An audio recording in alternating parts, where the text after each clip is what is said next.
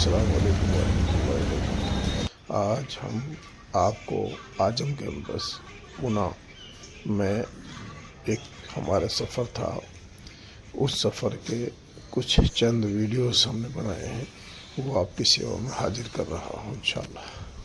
वही लोग महान है, वही लोग अजीम है, वही लोग मुबारकबाद के मुस्तहिक है। हमारे अगले स्पीकर जनाब कैसर खालिद साहब का ये योगदान है कि आपने अपनी मौजूदगी से हर जगह अपनी नौजवान नस्ल को मोटिवेट किया है, इंस्पायर किया है, उसे बेहतर से बेहतर करने के लिए मुतहर्रिक किया है। मैं आपको बहुत ही अदब और एहतराम से स्टेज पर आने की दावत देता हूं कि आप fostering a well-rounded personality, the key to success in competitive exams and life, इस टॉपिक के तहत हमारी रहनुमाई फरमाए। मुझे एक शेर याद आ रहा है, आप भी सुनते चलिए कि जिंदगी से बस यही गिला है मुझे, जिंदगी से बस यही गिला है मुझे, तू बहुत देर से मिला है मुझे। जनाब कैसर खालिद साहब।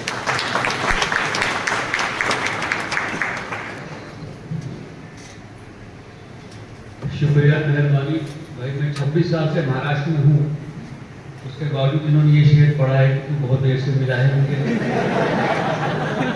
इसमें किसके मुझे मालूम नहीं, मेरी होश है। दूसरा प्रॉब्लम इसमें ये है कि मुझे वेल राउंडेड पर्सनालिटी पे गुफ्तगू करने के लिए कहा गया है। तो जब से इन्होंने मुझे टॉपिक बताया, मैं अपने बारे में सोच रहा हूँ कि वेल राउंडेड पर्सनालिटी तो मेरी ही नहीं है, मैं आपसे क्या गुफ्तगू करूँगा।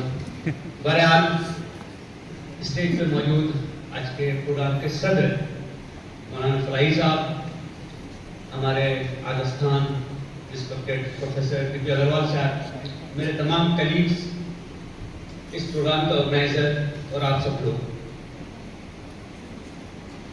मेरे अंदाज़न 250 वीडियोस हैं यूट्यूब पे, जिसमें 60-70 वीडियोस करियर पे हैं, काउंसलिंग पे हैं, मोटिवेशन पे हैं। मतलब मैं कितना खाली आदमी से आप पता समझ सकते हैं मुझे काम कितना करना है। वो ऐसे प्रोग्राम्स की वीडियोस हैं। मैंने ये पाया है कि लोगों को जो अटेंशन स्पैन है किसी प्रोग्राम में, वो घंटा 1.5 घंटा ज्यादा नहीं होता है, उसके बाद वो मोबाइल देखने लगते हैं। यहाँ अंदाजन 3 घंटे होने जाएंगे, उसके बावजूद आप लोग डटे हुए मैदान में और हम लोग भी डटे हुए इधर से।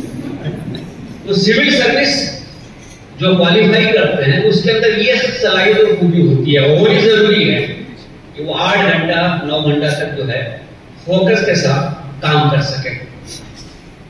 तो अगर आपने ये सलाहियत पैदा कर ली है तो मुझे कुछ उम्मीद बन रही है कि इस हॉल में जो लोग मौजूद हैं आज, उनमें से चंद एक लोग तो जरूर हम उस लिस्ट में देखेंगे जिसके हवाले से अभी सारी गुफ्तगू होती है।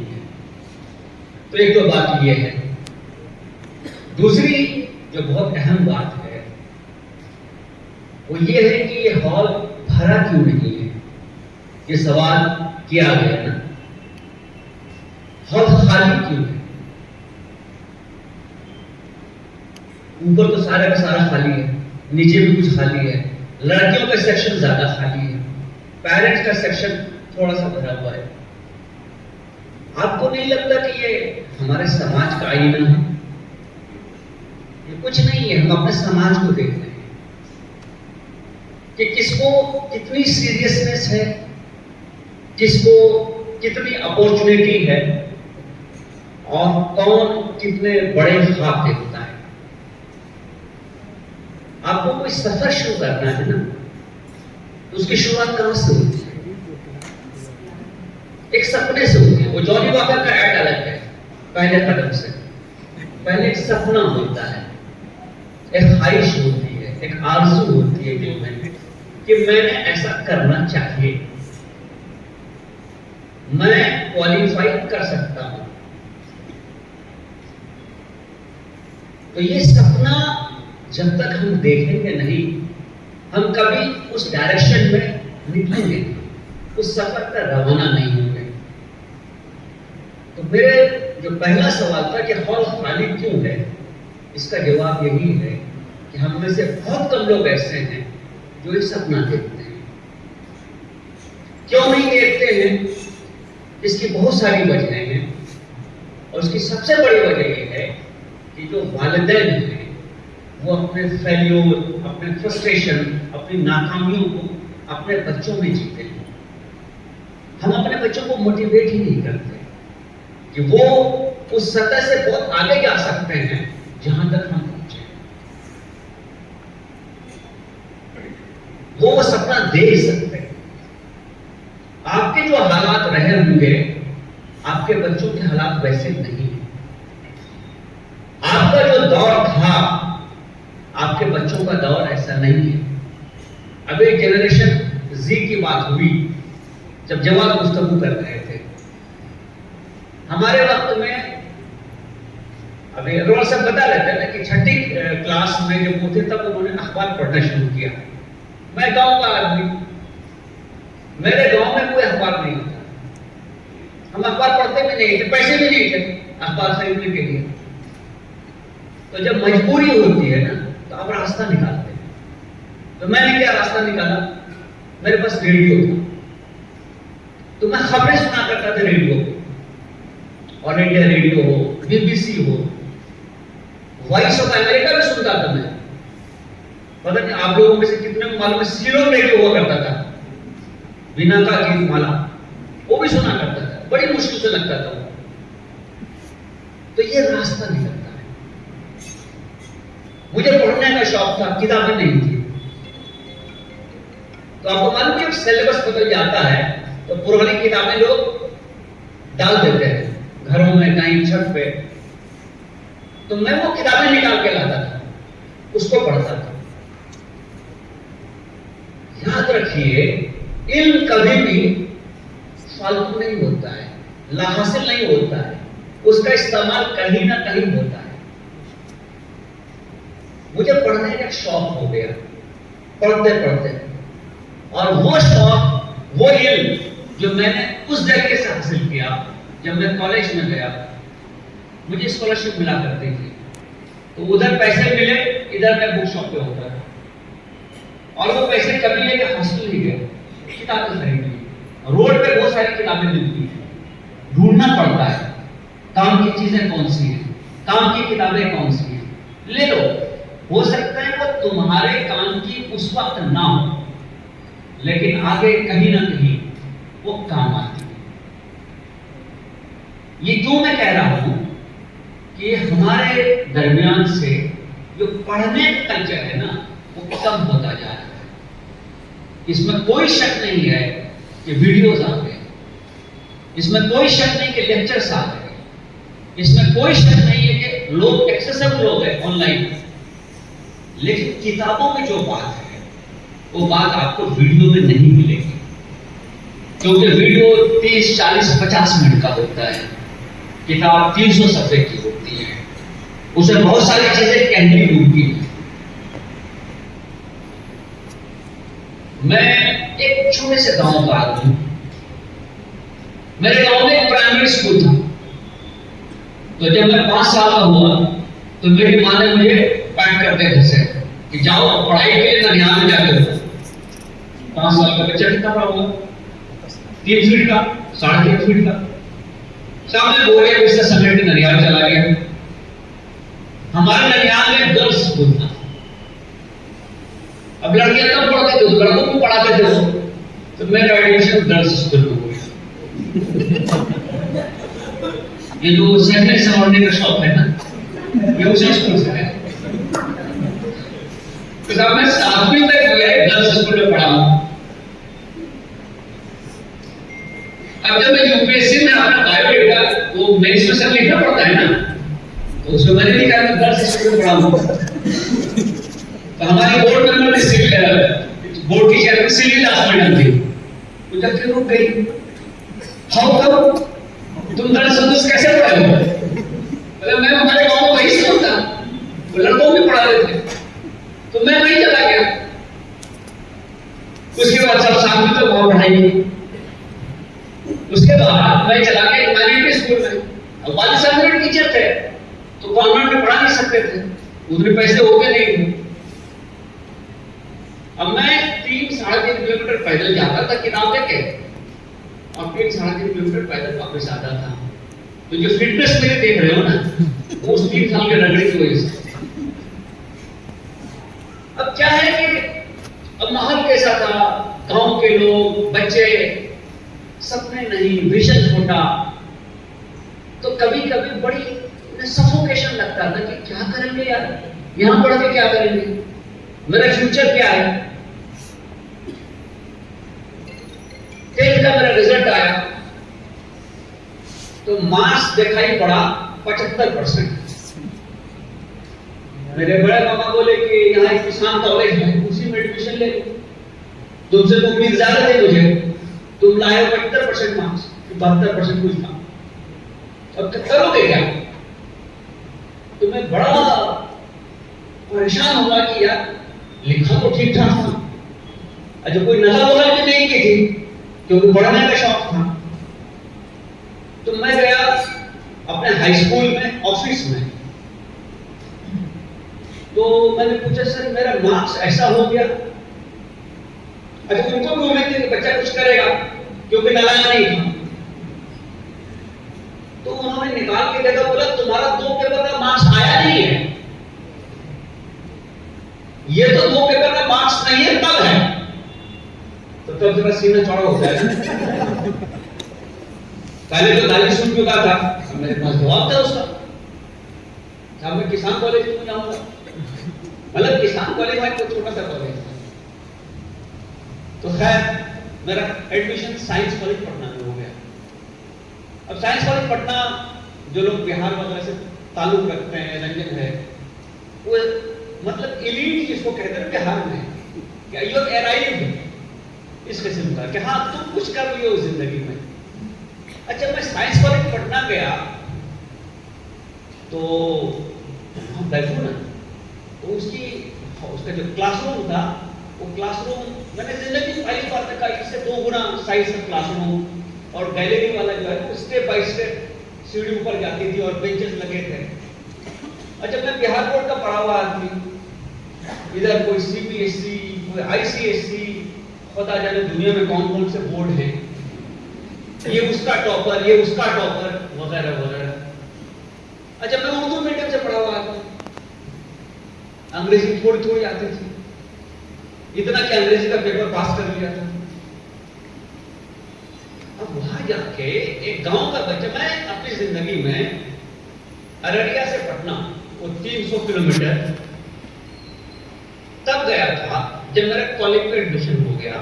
उसके पहले मैं अपने डिस्ट्रिक्ट से बाहर नहीं गया था, डिस्ट्रिक्ट के सब डिवीजन से बाहर नहीं गया था। मतलब जो एक बार बाहर गया वो 10th का एग्जाम देने के लिए गया था। तो आप समझ सकते हैं उस भीड़ में मेरी क्या हालत रही होगी।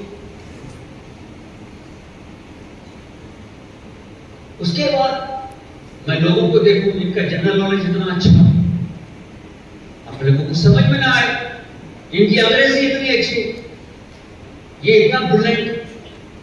भाई उस वक्त तो मैं जानता नहीं था रॉड लेवर कौन था, वजन बॉल कौन था, और टेनिस में 1970 का विंबलडन किसने जीता था। आपने कुछ लेना था ना, नहीं था, मैं देहात का आदमी, मैं इतना जानता था धान कब कटता है और जूट की फसल कब होती है, गेहूं कब कटता है, वो जो आटा पिसवाने के लिए जाते हैं तो कौन से मिल में जाते हैं, ये मुझे मालूम था। तो जब वहां पहुंचा मैंने कहा भैया कंपटीशन तो अपने लिए मुझसे आगे जाना अपने को, क्योंकि फाइनल ऑप्शन नहीं है ना, कुछ नहीं करेंगे तो क्या करेंगे, घास काटेंगे, यही कहते थे आपने, घास काटोगे, भैंस चराओगे, तो अपने पास फेल्योर ऑप्शन नहीं है। जब फेल्योर ऑप्शन नहीं है तो अपने आप को इंप्रूव तो करना पड़ेगा ना, मजबूरी है। तो एक बात अपने अंदर लानी शुरू की कि ये जो लोग हैं, अच्छा मजे की बात है कि मैं साइंस कॉलेज के हॉस्टल में था, मतलब जो टॉप लोग होते हैं उनको हॉस्टल मिलता है, जिनके मार्क्स ज्यादा होते हैं, मैं टॉपर अपने हॉस्टल का, ये भाई लोग हमसे बात ना करें। मैं सोचूं बुराई क्या मुझ में। कोई फिल्म है ना नवाब साहब, उसमें एक बड़ा मशहूर सा गाना है, हम में है क्या कि हमने कोई हसीना चाहिए। सिर्फ जज्बात है, जज्बात में क्या रखता है? तो हम में है क्या, अपने अंदर क्या है, सलाहियत क्या है? अब मैं सोचूं कि मैं तो लालटेन जला के पढ़ के आया हूं, चिमनी में पढ़ा हूं, लालटेन चिमनी वो जो केरोसिन से जलती है, उसके बावजूद मैं ज्यादा नंबर लाया हूं। तो कुछ तो बात अपने अंदर है, लेकिन इनके अंदर क्या अच्छी बात है? तो समझ में आया कि इनकी अंग्रेजी अच्छी है। तो भाई अपनी अंग्रेजी अच्छी कैसे होगी? समझ में आया कि इनका जनरल नॉलेज अच्छा है, तो अपना जनरल नॉलेज अच्छा कैसे होगा? समझ में आया कि बड़े स्मार्ट से लोग हैं, बहुत कॉन्फिडेंस है इनके अंदर, तो अपने अंदर कैसे आएगा? जब मैं मार्क्स से ज्यादा ला सकता हूं, तो क्या मैं ये चीजें अपने अंदर नहीं ला सकता हूं? ला सकता हूं ना? तो फिर कैसे लाऊंगा? तो उसको लाने के लिए दूसरे से ज्यादा मेहनत करनी पड़ती है, जिसको आप कहते हैं सेल्फ असेसमेंट। तो सबसे पहला असेसमेंट क्या होता है कि मेरा कोई सपना है क्या? दूसरा असेसमेंट क्या होता है, क्या मेरे अंदर सलाहियत है क्या, मेरे अंदर कैपेबिलिटी है क्या? तीसरी क्या बात होती है कि मैं उस कैपेबिलिटी को कन्वर्ट कैसे करूंगा जब अपॉर्चुनिटी आएगी, यानी कि मैं अपने आप को बेहतर कैसे करूंगा। तो मैं उनको देखता था, नोट करता था, और फिर उसके लिए कोशिश करता था। कई साल लगे, बहुत मेहनत करनी पड़ी, लेकिन मैं आपको बता सकता हूं कि अगर आपके अंदर सलाहियत है, अगर हीरा मौजूद है ना, तो उसको काटने में बड़ी तकलीफ होती है।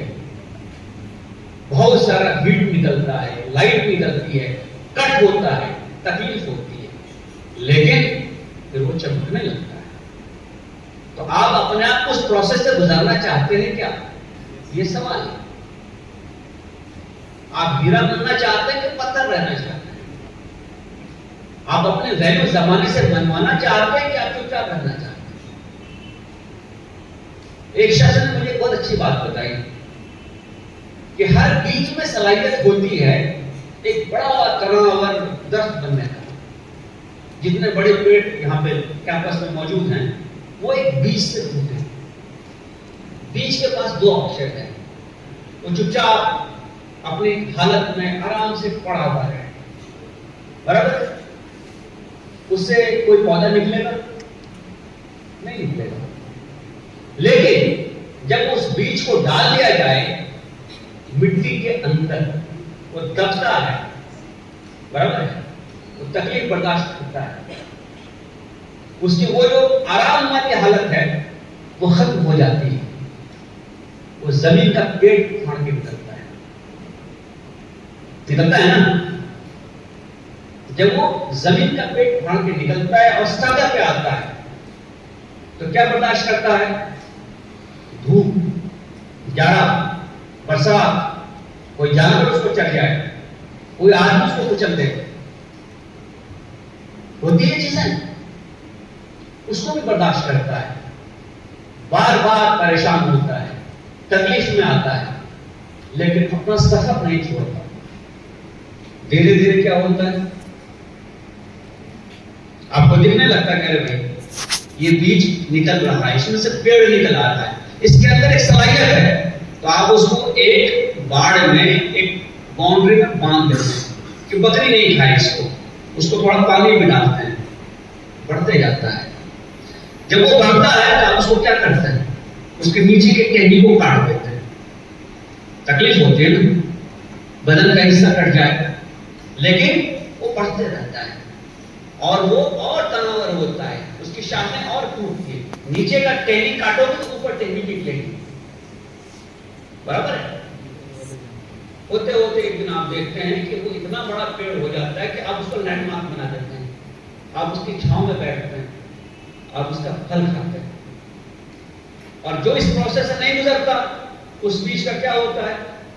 उसको हम ले जाते हैं मिल में, उसको पीस देते हैं, उसको खा लेते हैं। आपको बनना क्या है? ये फैसला आपका है।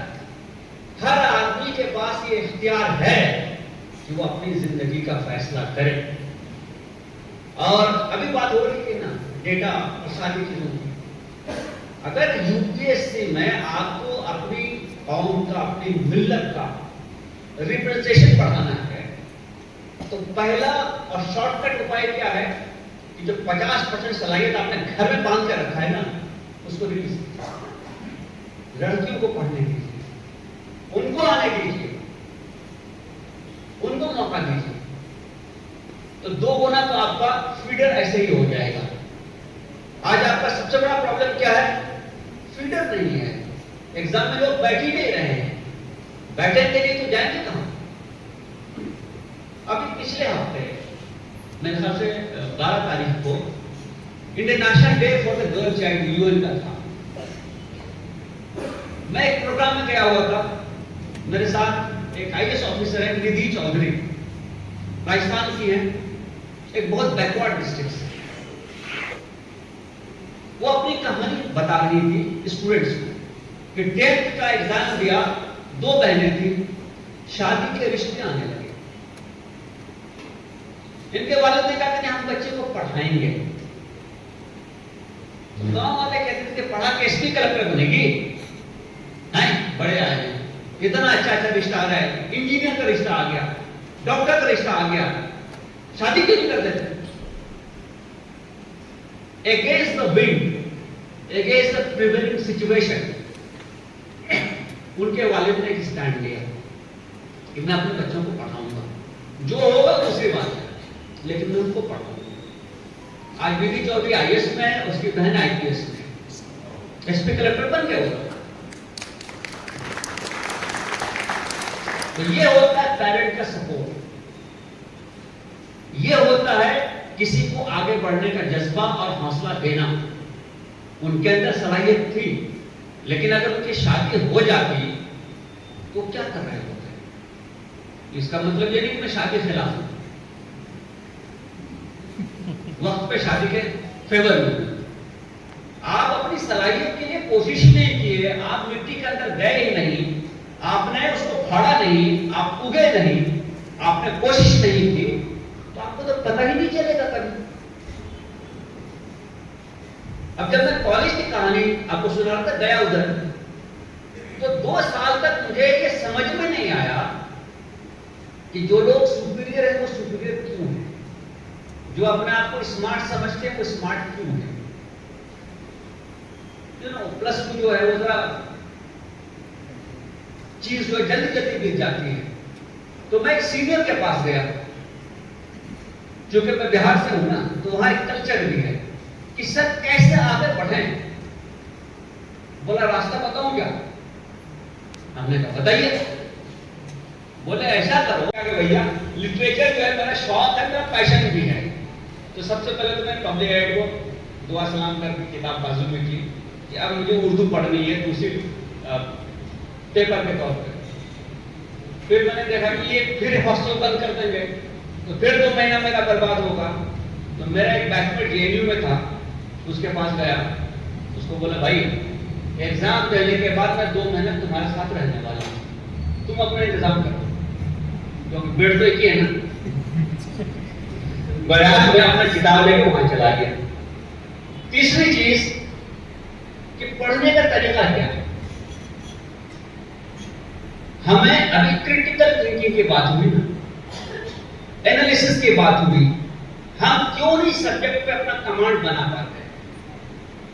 इसकी बुनियाद कहां पे? प्रॉब्लम किधर है? तो हम सब्जेक्ट को समझ के पढ़ते हैं क्या? बहुत बुनियादी सा सवाल है कि व्हाट, व्हेन, वेयर, हाउ और व्हाई। ये 5 सवाल है ना, ये सवाल हम जवाब दे सकते हैं। अगर ये सवालों का जवाब हम दे सकते हैं उस टॉपिक को पढ़ने के बाद, तो इसका मतलब है कि मेरी पकड़ कुछ तो है इसमें। अच्छा, पुराने क्वेश्चन पेपर की बात हुई, क्या करते थे हम लोग? लेके बैठ गए, 2 घंटे का टाइम है, अब उसको सॉल्व करना शुरू किया। 2 घंटे के बाद बंद करो, बंद करने के बाद क्वेश्चन देखो कितना सही हुआ, जानते कितना था? जो जानते थे वो सही हुआ उसको बाजू करो, उतना तुम्हारा ठीक था। जिसमें अंदाज से तुमने सही कर लिया उसको फिर से पढ़ने की जरूरत है, जिसमें कंफ्यूजन है उसको और पढ़ने की जरूरत है, और जो आता नहीं है मतलब वो आपने पढ़ा ही नहीं। ये कैटेगराइजेशन करना जरूरी है। अच्छा, यूपीएससी में कहने को साइकी हमारे समझते हैं कि बच्चा क्या कर रहा है, तो जिसको कहते हैं शिफ्टिंग द गोल पोस्ट। आप यहां तक चले गए, गोल पोस्ट पीछे कर देंगे। अब कैसे गोल पोस्ट पीछे किया उन्होंने?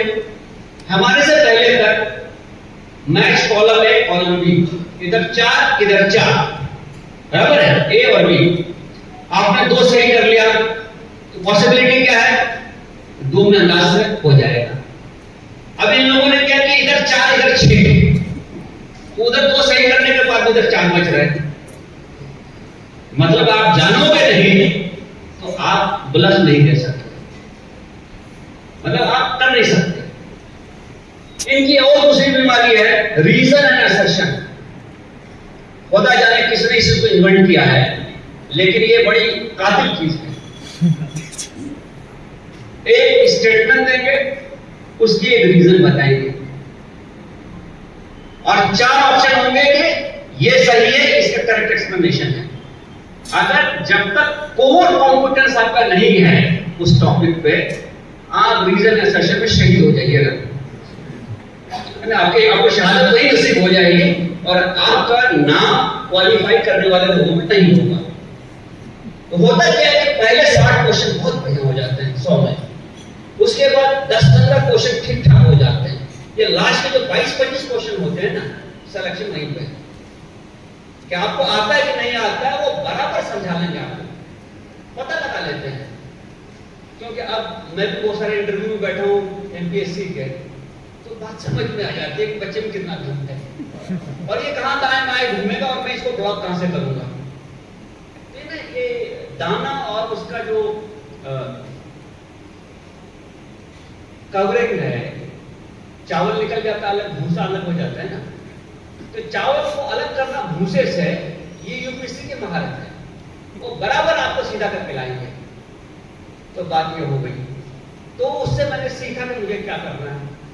अभी मैं सर के अग्रवाल साहब के साथ बैठा हुआ, तो मैंने एक शिकायत की, सर आप जो इंटरव्यू लेते हैं ना वहां मुझे एक ही प्रॉब्लम है, एक बंदा अंदर में इंटरव्यू दे रहा होता है, आप उसी रूम के सामने एक कुर्सी पे बैठे होते हैं, मई के महीने में दिल्ली में 42-43 डिग्री टेम्परेचर होता है, एक पंखा आपके सर पे होता है, हवा ऐसा लगता है लू आ रही है उधर से, और आपको लगता है इज्जत और बेइज्जती में कितना देर का फासला है, 25 मिनट का।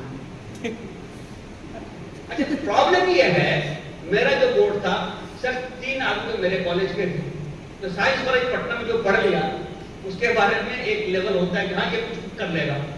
एक बंदा मेरे इंस्टीट्यूट का था, तो 4 को मैं जानता था, 2 और कोई लोग थे। अच्छा, वो निकले वहां से बाहर, कैसा हुआ? बहुत अच्छा। जैसे वो बहुत अच्छा है ना, वो बहुत अच्छा नहीं, वो एक बम है। क्यों? 1:2 का रेशो है। अगर 1000 सीटें तो 2000 लोग जो हैं इंटरव्यू के लिए बुलाए गए हैं।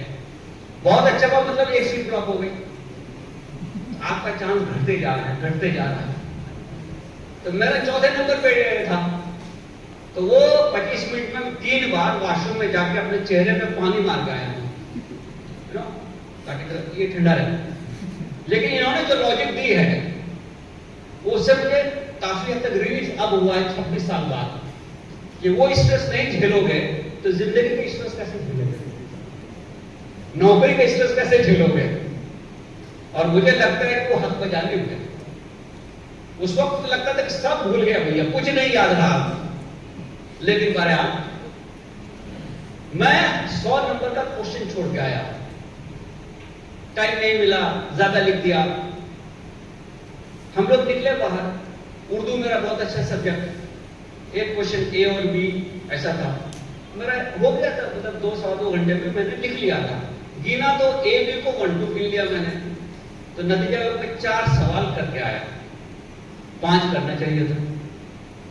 हम लोग बाहर निकले, लोग पेपर डिस्कस करते हैं। मेरे साथ एक और आदमी था जो ऑलरेडी दिल्ली पुलिस में लग चुका था। उसने बोला तुमने आज हारा करी कर लिया, हैरानी मालूम है, खुदकुशी, मतलब तुमने अपना गला काट लिया। तुम समझ सकते हो कि दिल पे क्या गुजरी होगी। महबूब रूठ जाए इतना दुख नहीं होता है, यूपीएससी रूठ जाए ज्यादा दुख होता है, समझे, क्योंकि वो जिंदगी के साथ है। तो बड़ा दुखी होकर एक दिन बैठ के ना मैं अपना कैलकुलेशन कर रहा था कि मुझे वर्स्ट टू वर्स्ट कंडीशन में कितना नंबर आएगा मेंस में। तो जो मैंने कैलकुलेशन किया बहुत ज्यादा स्ट्रिक्ट होके, तो मुझे लगा मेरे को तो कॉल किसी हालत में आ रही है, तो अब जो गुजर गया उस पर खाक डालो, आगे क्या करना उस पर काम करो। आगे बचा इंटरव्यू, हमने कहा भाई यही मौका है, इसमें कुछ अच्छा कर लेते हैं। तो ये जो अच्छा करने की आपके अंदर ये जज्बा हो ना, तो आपको धीरे धीरे इंप्रूवमेंट की तरफ लेके जाता है। हमने कोशिश की, मैं गांव का आदमी, पटना में पढ़ा हुआ, जिंदगी में पहला इंटरव्यू गया यूपीएससी में, और मेरी हालत जो थी मैंने बताया आपको। तो मुझे कॉल किया, हम गए तो देखे मैडम जो है मेरा वो शीट पढ़ रही है, और मैं 2 मिनट तक खड़ा रहा। अब मैं ये सोचूं यार मुझसे कुछ गलती हुई क्या आने में, मुझे बैठाया क्यों नहीं उन्होंने। अच्छा ऐसी भी नहीं कि शक्ल सूरत से कुछ हवनक लग रहा था, तो बैठाया क्यों नहीं मुझे, क्या गलती हुई। ब्लेम गेम, अपने आप को ना वो कहते हैं विक्टिम बनाते हैं। तो मैंने सोचा मैं ही पूछ लेता हूँ क्या मैं बैठ जाऊँ यहाँ। तो उन्होंने नजर उठाई, अच्छा बैठ जाओ। साहब बैठ गए, पढ़ी। मैंने आपको कहा रुके जा करके, तुम गर्ल्स स्कूल में क्यों पढ़े हो, तो गर्ल्स स्कूल में क्यों पढ़े हो उसका जवाब मालूम होना चाहिए ना। तो चूंकि अपना बायोडेटा में खुद भी पढ़ गया था, तो जवाब अपने को आना चाहिए और सच्चा जवाब होना चाहिए। तो मैंने कहा मैं गांव से हूँ, बिहार के गांव में एक ही स्कूल था, वो लड़के लड़कों को भी पढ़ाते थे, तो मेरा एडमिशन मेरे वाले साहब ने वहां करा दिया। अब उसके आगे चले गए हॉबी पे, मैंने लिखा डिबेट। पूछ लेंगे डिबेट कैसे हॉबी है, तो आपको मालूम होना चाहिए हॉबी क्या है। जैसे अभी इन्होंने बताया लिबर्टी क्या है, तो हॉबी क्या है। हॉबी वो चीज है जो आप अपना से क्या करते हैं, जिसको करके आपको खुशी होती है। तो मैंने उसका जवाब दिया कि इसलिए मेरे लिए हॉबी है। बोला अच्छा ऐसी बात है, लव मैरिज के 4 आइडियाज को बोले 1 मिनट। अब यार कुछ और पूछ लेती लव मैरिज, वहीं पे मैंने कुछ बात की उनको 1 मिनट 4 1 मिनट आइडियाज, फिर जो है दोस्तों दूसरे ढंग पे चलती गई। तो जब आप जवाब देने लगते हैं ना, तो आपको धीरे धीरे ये पता लगता है कि लेवल क्वेश्चन के ऊपर हो रहा है ना। मुझे लगने लगा कि ये क्वेश्चन ऊपर जा रहा है, मतलब मेरा इंटरव्यू ठीक ठाक चल रहा है, थोड़ा कॉन्फिडेंस आता है कि हम इतने भी नालायक नहीं हैं। बहरहाल करते कराते मुझे उन्होंने 18-20 मिनट में निकाल बाहर किया वहां से। मैं आता बाहर, दूसरों के 40 मिनट इंटरव्यू चलता है, मैंने कहा मुझे 18 मिनट में निकाल दिया। तो फिर अपने को लगता क्या प्रॉब्लम है कुछ। लेकिन अब जब मैं खुद इंटरव्यू बोर्ड में बैठता हूं, तो मुझे ये बात मालूम होती है, पता चल जाता है आपके अंदर स्पार्क है कि नहीं है, यू नो। बैटरी में अगर स्पार्क नहीं होना, करंट नहीं बनेगा। तो सिविल सर्विस या यूपीएससी या कोई ऑर्गेनाइजेशन क्या देखती है कि मैं किस काम के लिए बंदे ढूंढ रहा हूं, इस बंदे में वो स्पार्क है क्या, मटेरियल है क्या, उस पत्थर पे हीरा है क्या। काटना तो हमारा काम है ना यार, ट्रेनिंग में काट देंगे इसको, लेकिन पहले वो हीरा है क्या। तो अगर आपके अंदर हीरा नहीं है तो क्या होगा, डीपीआर का वोट बहुत बड़ा है। बदकिस्मती अगर तुम्हारी हो गई तो तुम फंसोगे वहां पे। वोट कड़क नहीं होता है, हमारे अंदर अगर पत्थर है, हीरा नहीं है, तो वोट को भी मिल जाए। उसी बोर्ड में मेरे बाद जिसका नंबर था मेरिट में, मेंस में ऑल इंडिया नंबर 2 था, 70 नंबर लेकर आया इंटरव्यू में, और मैं 225 लेकर आया 300 में। तो बहुत गाली देता है कि साला मेरे साथ ऐसा हो गया वैसा हो गया। क्या प्रॉब्लम है कि जो चीज वो ढूंढ रहे हैं ना, वो आपके अंदर है कि नहीं। आपको अगर स्कार्फ लेना है तो आप आइसक्रीम की दुकान पे जाएंगे, कौन सी दुकान पे जाएंगे जहां स्कार्फ मिल रहा है। तो यूपीएससी की दुकान है, वो ये ढूंढती है कि इसके अंदर ऑफिसर बनने के लायक क्वालिटीज है कि नहीं है। जब वो कन्विंस हो जाएगी तो वो आपको इस ढंग से रिवार्ड करेंगे कि आपका नाम मेरिट लिस्ट में होगा। तो ये चीजें हैं। तो मेरा क्या कहना है कि तमाम जो गुफ्तगू दराज नफ्सी कहते हैं इसको, अगर मैं किसी आदमी महफिल में होता तो मैंने दराज नफ्सी किस लिए की है, नामुमकिनात में से नहीं है। ये जो समझते हैं कि बहुत ऐसे लोग हैं, ये सब बैठे हुए क्या तुमसे अलग रहेंगे? नहीं, तुम्हारे जैसे लोग हैं। इशू क्या है कि मेरे अंदर स्पार्क है क्या, ये मैं नहीं बता सकता, ये तुमको खुद असेसमेंट करना पड़ेगा, जिसको हम SWOT एनालिसिस कहते हैं ना, स्ट्रेंथ, वीकनेस, अपॉर्चुनिटी, थ्रेट, ये अपना एनालिसिस खुद करो। तुम अगर साइंटिस्ट बनने के लिए सुटेबल हो ना तो साइंटिस्ट बनो। क्या तुमको टीचर बनने में ज्यादा मजा आता है वो करो, तुमको अदीब बनना है वो पढ़ो, जो करना चाहते हो वो करो। तुम्हारा दिल क्या कहता है? नहीं, वो पापा कह रहे हैं कि ये करो, नहीं करना है, तुम क्या करना चाहते हो ये। और अगर स्पार्क है तो क्या कटने की तैयारी है? जैसे हीरे को काटा जाता है, अगर तैयारी है तो क्या अपनी गलतियों से सीखना चाहते हैं आप? सीख सकते हैं। तो जो शख्स अपनी गलतियों से सीखता है, अपना एहतसाब करता है, इंट्रोस्पेक्शन करता है, उसको रास्ता मिल जाता है, फिर वो रास्ता कोई भी हो। तो अगर ये करने की तैयारी है तो मुझे लगता है कि आप में से बहुत सारे लोग, जब मैं आने वाले सालों का रिजल्ट देखूंगा तो मुझे आपके नाम मौके दिखाई देंगे।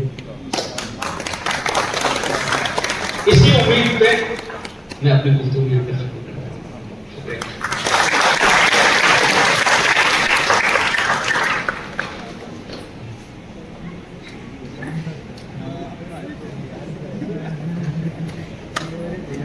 बहुत शुक्रिया, बहुत बहुत शुक्रिया जनाब Qaiser Khalid sahab, additional director general of police Maharashtra state.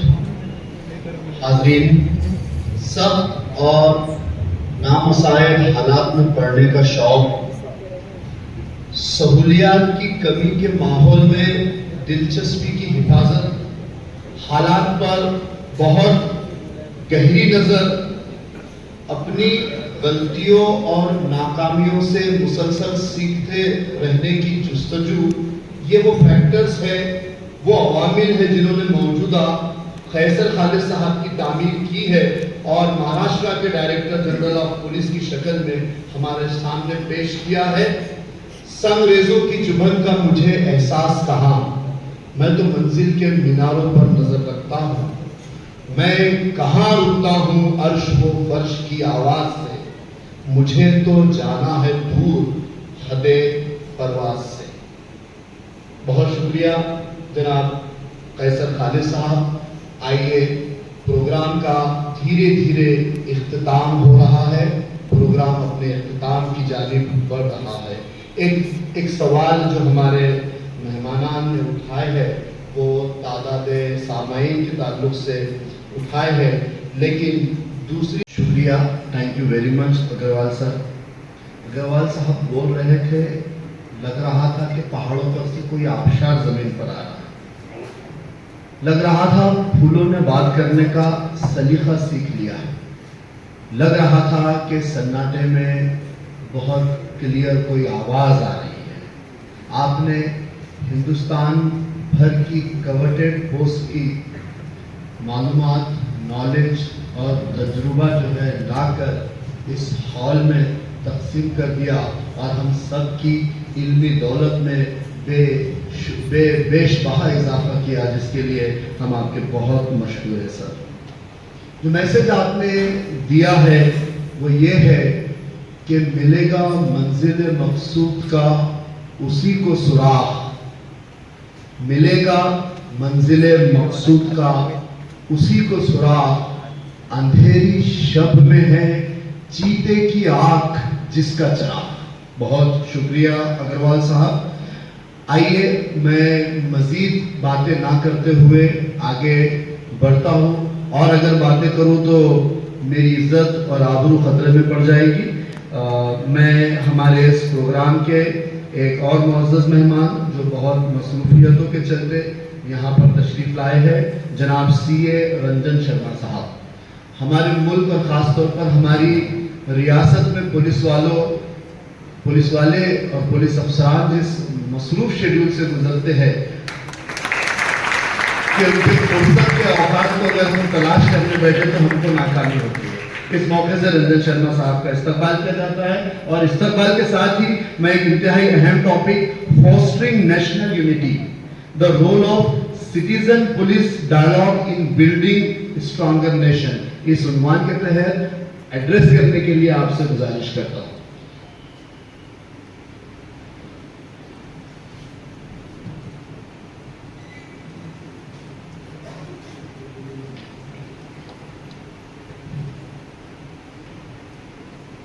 Respected dignitary on the dais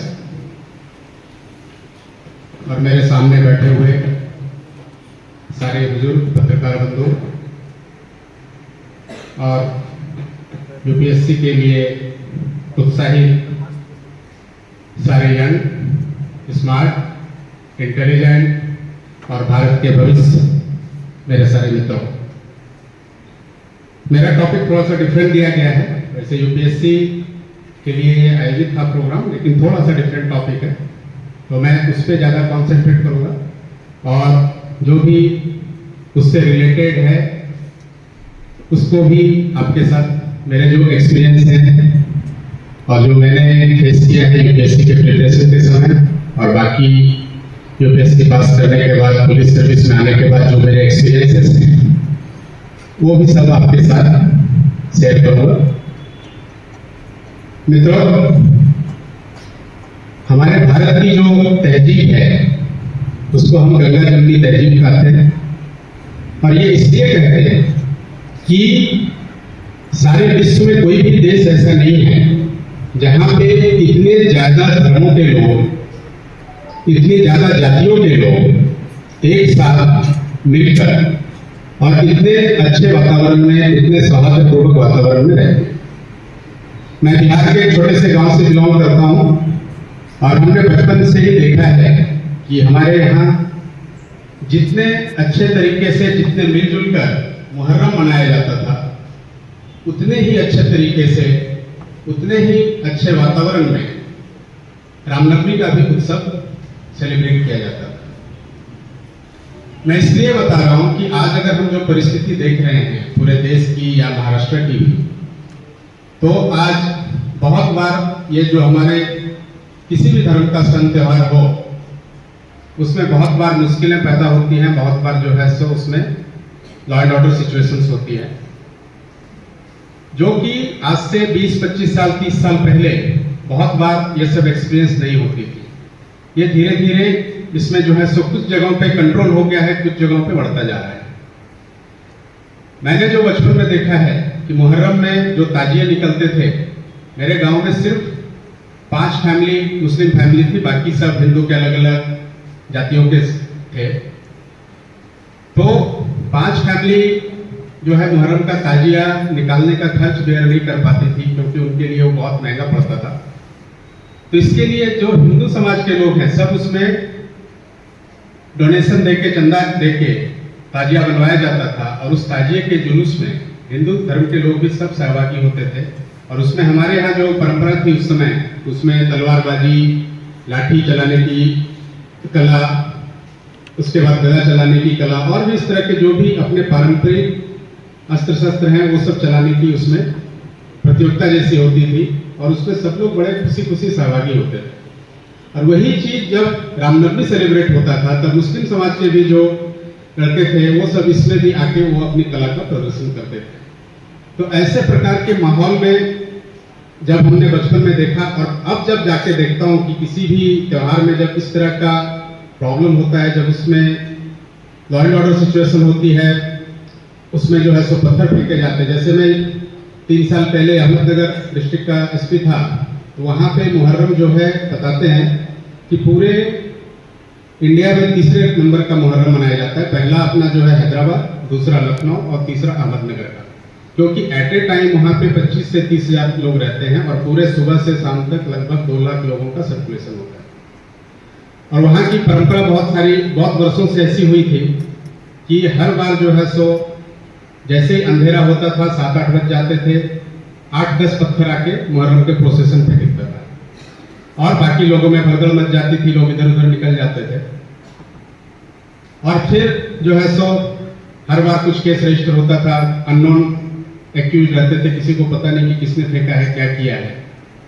तो हमने क्या किया कि वहां पे अपने जो ऑफिसर्स थे, अपने जो कांस्टेबल थे, सबको बुलाया और बोला कि ये तो बहुत ही गलत बात है कि हर बार जो है सो इतने हमारा बंदोबस्त रहता है, इतने लोग रहते हैं, उसमें कोई आके बिना कारण 8-10 पत्थर फेंक के माहौल खराब करता है।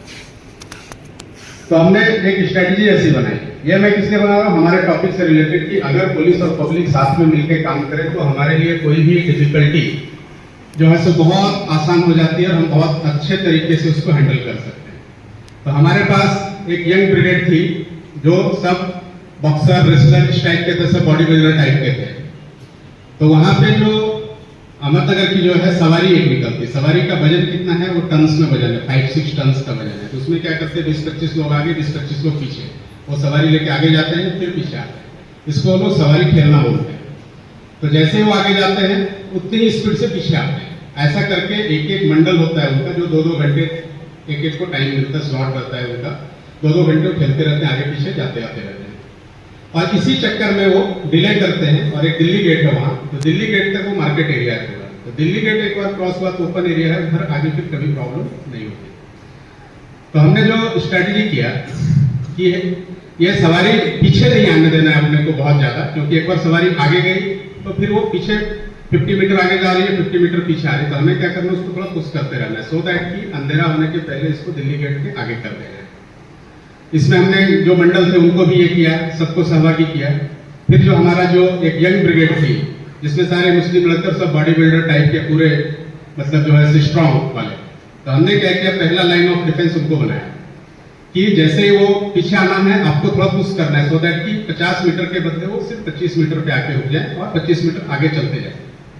उसके पीछे जो हमारे यहाँ, ये इसलिए क्योंकि थोड़ा धार्मिक सेंटिमेंट रहता है, बिना कारण किसी को कुछ धक्का बुक्की लगे तो फिर वो पुलिस और पब्लिक का फ्रिक्शन शुरू हो जाता है। उसके बाद हमने जो इतने हमारे यहाँ मुस्लिम कांस्टेबल्स थे उनको बीच में डाला और लास्ट में बाकी जनरल कांस्टेबल सबको डाला। ऐसे 3 लेयर करके हमने, जो हमारा टारगेट था, हर बार दिल्ली गेट क्रॉस होता था रात को 10 बजे, हमारा टारगेट था कि इसको 6 बजे के पहले अपने को दिल्ली गेट क्रॉस कराना है, और जिससे कि ये जो स्टोन पेल्टिंग हर बार होती है वो ना हो, और जिससे लोगों में मतलब भय का माहौल होता है, एक दूसरे धर्म के प्रति जो है सो नफरत की भावना जो फैलती वो ना। हमारे लोगों ने इतना अच्छा काम किया कि दिल्ली गेट को 5:15 बजे क्रॉस करा दिया। दूसरा हमने क्या किया कि हमारे पास आज टेक्नोलॉजी अवेलेबल है, टेक्नोलॉजी का यूज करते हुए हमने 2 ड्रोन मंगाए। एक ड्रोन कंटिन्यूअस जो है सो हाई फ्लाइंग रखा, ये छत से ही पत्थर आते हैं ना, तो हमें छत के ऊपर जाना है कि वहां से कौन फेंकता है। तो ऐसे 2-3 और भी टेक्निक यूज करते हुए हमने वो बहुत पीसफुली कराया। तो हमारे जो वहाँ पे बहुत सीनियर लेवल के जो हमारे IPS ऑफिसर थे, जो कभी SP वहाँ रहे थे, उन्होंने मेरे को कॉल करके बोला कि ऐसा तो हमारे टाइम भी नहीं करा पाए, तुमने क्या किया? बोला हमने पब्लिक और पुलिस दोनों को साथ लाया और दोनों को ये करते हुए आगे निकाला। उसी में दूसरा हमारे लिए चैलेंज क्या था, ये मैं एक इंसिडेंट इसलिए कोट कर रहा हूँ जिससे आपको थोड़ा समझने में आसानी होगी। एक प्रैक्टिकल एग्जाम्पल से, उस साल जो है 2017 का जो साल था, उसमें गणपति का प्रोसेसन और मुहर्रम का प्रोसेसन दोनों एक ही टाइम पे आए हुए थे। ये गणपति का मंडप भी लगा है, बीच में मुहर्रम का प्रोसेसन जाना था और दोनों का रूट चूंकि एक ही रहता है। तो हमने जो गणेश मंडल थे उनको बोला कि इसमें जो चूंकि मुहर्रम का प्रोसेसन जाना है तो आपको जो है सो रास्ता थोड़ा सा, मतलब आपका जो मंडप 10 फीट का है उसको आपको 6 फीट पे लाना पड़ेगा। पहले थोड़ा सा हेजिटेशन था, फिर सबसे मिलकर बात हुई तो फिर उन्हें थोड़ा सा गणपति मंडल को छोटा कर दिया, जिससे कि रास्ता थोड़ा फ्री हो गया। मुहर्रम में दूसरी परंपरा क्या थी, वो लुक्का खेलते हैं, आग का ये निकालते हैं। तो बोला आग का अगर ये निकाला, किसी गणपति मंडल में आग लग गई तो फिर से वो लॉ एंड ऑर्डर सिचुएशन होती है। तो इनको हमने कन्विंस किया कि देखो तुम्हारे लिए गणपति का जो है मंडप छोटा हो गया है, तो ये चीज छोड़ के बाकी पूरा प्रोसेसन निकालने में कोई दिक्कत नहीं है। और हमारे जो मुस्लिम बुजुर्ग थे उन्होंने भी बोला कि सर ये कोई हमारी परंपरा नहीं है, नए लोगों ने शुरू किया है और ये धीरे धीरे परंपरा जैसी बन गई। तो उनको कन्विंस किया, उनको ये किया और इस तरह करके न तो गणपति में कोई प्रॉब्लम हुआ, न ही मुहर्रम के ये में कोई प्रॉब्लम हुआ। तो ये बताने का उद्देश्य कि जिस समय हम लोग पुलिस और पब्लिक एक साथ आते हैं और एक साथ अगर मिलकर डायलॉग करते हैं, एक साथ किसी चीज को आगे बढ़ाने के लिए एक मत से आगे बढ़ते हैं, तो उसको हम बहुत अच्छे तरीके से कर सकते हैं। अभी आपको रिसेंट एग्जांपल देता हूँ, पुणे से आता। पूना में गणपति में 5 गणपति जो है वो मान के गणपति बोलते हैं, मानचे गणपति, मान के गणपति हैं वो, और एक दगड़ू सेठ जो कि यहाँ का एक इम्पोर्टेंट गणपति मंडल है। हर साल ये मंडल रात को 10 बजे के बाद शुरू करते थे ऑलमोस्ट, कोई सुबह 4 बजे तक विसर्जन होता था, कोई 6 बजे भी विसर्जन करता था। इस बार सबकी मीटिंग हमारे अलग अलग लेवल पे हुई, सब लोग एग्री हुए और इस बार ये 6 के 6 गणपति मंडल 10 बजे के पहले विसर्जित हुए। यहाँ पे मुस्लिम भाइयों का दूसरा बड़ा रोल था कि अपना ईद ए मिलाद का जो ये था प्रोसेसन, वो भी उसी दिन निकलना था जिस दिन गणपति का प्रोसेसन होने वाला था, 28 और 29 को। तो मुस्लिम बंधुओं ने सारा इसमें बहुत अच्छा रोल प्ले किया कि नहीं, इसमें गणपति का विसर्जन जो है 28 को होना है, तो हम 28 के बदले ईद ए मिलाद का विसर्जन, हमारे लिए कोई डेट फिक्स नहीं है, ईद ए मिलाद का विसर्जन मेरा जो प्रोसेसन है वो हम 1 तारीख को करेंगे। ये उन्होंने जो है सो काफी अच्छा अपने तरफ से एक एफर्ट लिया और उस एफर्ट को पालन करते हुए दोनों ही प्रोसेसन बहुत अच्छे तरीके से और बहुत अच्छे माहौल में संपन्न हुआ। इसमें मैं 2 और कोट करना चाहूंगा। कोंडवा पुलिस स्टेशन में गणपति बिठाया गया था और वहां पे आरती में सारे धर्मों के लोगों को बुलाया गया था। उसमें हिंदू, मुस्लिम, सिख, ईसाई और इवन जो है सो नॉर्थ ईस्ट के और नाइजीरियन लोग तक भी आए हुए थे और वहां पे सब धर्मों के लोगों ने आरती की। इसका मैसेज पूरे स्टेट लेवल पे इतना अच्छा गया कि बहुत जगह से मेरे को कॉल आया, कोंडवा पुलिस के इंचार्ज को कॉल आया कि ये तुम लोग मतलब कैसे कर पाए, जबकि कोंडवा को पुणे में जो है सो हम लोग एक सेंसिटिव पुलिस स्टेशन के रूप में मानते हैं, वहां पे तुम लोग ये कैसे कर पाए। तो ये बहुत ही अच्छा इस तरह का एफर्ट हुआ जिसकी वजह से और भी अच्छे माहौल में ये सारे सन त्योहार जो है सो हमारे संपन्न हुए। तो कहने का तात्पर्य है कि जिस समय हमारा डायलॉग अच्छे तरीके से होगा, जो एक डिस्टेंस और खास करके पुलिस से डिस्टेंस, क्योंकि पुलिस के पास क्या है कि लॉ इन्फोर्समेंट का उनको ड्यूटी दिया गया है। तो लॉ इन्फोर्समेंट की ड्यूटी ये करते समय बहुत बार कंफ्लिक्ट होता है, न सिर्फ मुस्लिम समाज से, हिंदू समाज से भी और भी दलित समाज से या और किसी और से, और वो कंफ्लिक्ट ना हो इसके लिए ज्यादा से ज्यादा डायलॉग करने की जरूरत है। इसमें मैं जो यंग लोग हैं उनको भी आह्वान करना चाहूंगा कि आप लोग बिल्कुल ऐसे ही, मतलब हर बार काम पड़े तो ही जाना जरूरी नहीं है, एक बार आप ऐसे पुलिस में विजिट करके देखिए, वहां पे जाने के बाद आपको लगेगा कि नहीं ये तो मतलब हमारे जैसे ही लोग हैं और ये लोग जो है सो हमारी मतलब की हेल्प करने के लिए हमेशा तैयार रहते हैं, जिसकी वजह से कि आपको एक कॉन्फिडेंस भी आएगा। जैसे मैं यवतमाल एसपी था तो यवतमाल में मेरे को मुस्लिम समाज के लोग आके बोलते सर ये कॉन्स्टेबलरी में मुस्लिम समाज के जो है सो लड़के बहुत कम आते हैं। तो मैंने कारण पूछना शुरू किया क्यों कम आ रहे, तो बोला सर हमें जो है सो क्वेश्चन मराठी में आता है और मराठी जो है सो लड़कों को समझ में नहीं आती है। तो मैंने उनको बोला है कि देखो मैं तो बिहार से आया हूँ, मैं तो यहाँ पैदा भी नहीं हुआ और मैंने 2 साल में आके यहाँ पे अच्छी मराठी सीख ली है, तो ये लोग क्यों नहीं सीख सकते। और नहीं, अगर उनको दिक्कत है तो मैं यहाँ पे अपने हेडक्वार्टर में मराठी के क्लासेस अरेंज करा दूंगा, लेकिन जो प्रोसेस है अपना उस प्रोसेस से तो जाना पड़ेगा। तो मैं आह्वान वही करता हूँ कि ज्यादा से ज्यादा, जैसे सर ने भी बोला, सर के बारे में मैं थोड़ा देर में बताता हूँ, सर ने भी जैसे बोला कि ज्यादा से ज्यादा गवर्नमेंट सर्विस में आए तो जो एक डिस्टेंस है, जो लोगों में एक जो है सो कम्युनिकेशन का प्रॉब्लम है या फिर लैक ऑफ कॉन्फिडेंस है, वो सब धीरे धीरे दूर होता चला जाता है। अभी मेरे पास बहुत सारे लोग आते हैं, वो पुलिस स्टेशन का एक्सपीरियंस आके कुछ अच्छा भी शेयर करते हैं, कुछ बुरा भी शेयर करते हैं, क्योंकि सर पुलिस में गया था, मेरे साथ ऐसा हो गया, ये बोले ऐसा हो गया। उसमें बहुत सारे ऐसे आके बोलते हैं कि सर आपके कुछ ऑफिसर ऐसे हैं, वो इतना मीठा बोलते हैं कि हम सोच ही नहीं सकते कि वो मतलब पुलिस के होकर इतना मीठा कैसे बोल सकते हैं। तो मैं बोला कि आप जो है सो मूवी में या इधर उधर देख के एक परसेप्शन क्रिएट करते हैं, वो परसेप्शन जरूरी नहीं है कि सही हो। और बहुत बार जो है सो पुलिस ऑफिसर का स्ट्रेस का एक अलग लेवल होता है, उसके लिए उनको ट्रेन भी किया जाता है ताकि वो स्ट्रेस लेवल कम रहे और वो अच्छे से अपना ड्यूटी कर सकें, अच्छे से लोगों से बात कर सकें। फिर भी बहुत बार स्ट्रेस लेवल ऐसा होता है कि सारी रात जगे हुए हैं, फिर मॉर्निंग में बुला लिया गया है और फिर वहां पे अगर किसी ने आके उनको इरिटेट किया या कुछ और किया तो बहुत बार वो अपना जो पेशेंस है वो लूज कर जाते हैं और उसकी वजह से बहुत बार जो है सो एक फ्रिक्शन या बोल सकते हैं कि थोड़ा अनप्लीजेंट टाइप का वहां पे सिचुएशन क्रिएट हो जाता है। तो इसमें जितना ज्यादा इंटरेक्शन करेंगे उतना अच्छा जो है सो इसमें एक दूसरे के प्रति जो भावना तैयार होगी। जैसे मैं गणपति का बताया, ईद ए मिलाद के दिन हिंदू समाज के लोग शरबत दे रहे थे और गणपति के दिन मुस्लिम समाज के लोग उनको फूल वगैरह उनके ऊपर ये कर रहे थे। तो इस तरह का जो हमारा कल्चर है, जो हमारा तहजीब है, इसको हमें आगे बना के रखना है। मैं थोड़ा सा आपको पुलिसिंग के बारे में भी शेयर करना चाहूँगा। पुलिसिंग में सुबह सुबह मेरे को 7 बजे, मैं कितनी भी रात को लेट सोया हूँ, सुबह 7 बजे मेरे को एक कॉल आता है, कंट्रोल रूम से कॉल आता है। लास्ट 24 आवर्स का पूरा डिटेल्स बताता है कि आज आपके एरिया में ये जैसे कहीं डिस्ट्रिक्ट में रहे तो उस डिस्ट्रिक्ट में, या पुणे सिटी में रहे तो पुणे सिटी में, वो बताते हैं पूरा कि ये आपके एरिया में 24 आवर्स में इतने ऑफेंसेस हुए, इतने इंसिडेंट्स हुए, इतने धरने निकले, इतने मोर्चे हुए, और आज के दिन मतलब नेक्स्ट 24 आवर्स में आपके यहाँ ये प्रपोज जो भी धरना है, मोर्चा है या आंदोलन है, इस तरह का पूरा बता। तो ये हमारा एक रूटीन जैसा हो गया है। उसमें कभी जो है सो मर्डर का रहेगा, कभी अटेम्प्ट टू मर्डर का रहेगा, कभी डकैती रहेगी, कभी रॉबरी रहेगी, कभी चोरी रहेगी। तो ये सब एक रूटीन जैसा हमारे को इनपुट मतलब इंफॉर्मेशन मिलती रहती है। इसमें जो सबसे बुरी बात आज तक जो मेरे को लगती है, उसमें से हर यूनिट में जहां भी मैंने काम किया, यवतमाल काम किया, नागपुर काम किया, मालेगांव नासिक काम किया, अहमदनगर काम किया, जो मेरे को सबसे बुरी चीज क्या लगती थी कि उसमें 4 या 5 जो है सो गर्ल्स, मिसिंग गर्ल्स का कंप्लेंट रहेगा। बॉयज का कभी कभार रहेगा, बट मिसिंग गर्ल्स का कंप्लेंट रहेगा। उसका फर्दर एनालाइज किया तो क्या दिखता है उसमें कि वो कोई ना कोई जो है सो लड़के के साथ गई हुई रहती है, और उसके बाद जो है सो उनके फैमिली को बहुत सारी, मैं इसलिए जहां भी जाता हूँ स्टूडेंट्स में शेयर करता हूँ कि उनकी फैमिली को उसके बाद बहुत सारी तकलीफ होती है। मेरे पास आके उनके फादर मतलब पेरेंट्स दोनों, फादर मदर दोनों आके रोते हैं कि सर कुछ भी करो, इसको लाना है, हमारा तो मतलब बाहर निकलना मुश्किल हो गया है। बाहर जैसे निकलते हैं, हमारे यहाँ लोग भी उतने शरीफ नहीं है, वो बिना कारण उनके ऊपर टॉन्टिंग करेंगे कि तुमने ध्यान नहीं रखा इसलिए ये हुआ वो हुआ।